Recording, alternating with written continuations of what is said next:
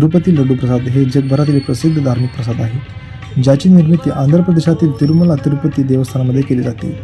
श्री व्यंकटेश्वर मंदिरात या प्रसादाला भक्तांमध्ये विशेष महत्त्व आहे. लड्डू प्रसादाची निर्मिती अत्यंत पवित्र पद्धतीने केली जाते आणि उच्च गुणवत्तेच्या सामग्रीचा वापर करून केली जाते. तिरुपती लड्डू हा गव्हाचे पीठ, साखर, तूप, सुकामेवा आणि इतर शुद्ध पदार्थ वापरून तयार केला जातो.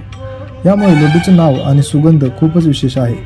मागील काही दिवसापूर्वी लाडूमध्ये प्राणी चरबीचा वापर केला जातो अशी अफवा पसरली होती. या संदर्भात तिरुमला तिरुपती देवस्थान मंडळाने म्हणजेच TTDने स्पष्ट केले आहे की तिरुपती लाडूमध्ये कोणत्याही प्रकारच्या प्राणीजन्य घटकांचा वापर केला जात नाही. या लड्डूची निर्मिती पूर्णपणे शाकाहारी पद्धतीने केली जात आहे आणि त्यात तुपासह दुग्धजन्य पदार्थांचा वापर केला जातो. प्राणी चरबीचा वापर लड्डूमध्ये करण्याचा प्रश्न येतच नाही. तिरुपती लड्डू प्रसादाला GI टॅग देखील मिळाला आहे, ज्यामुळे या प्रसादाची विशेषता आणि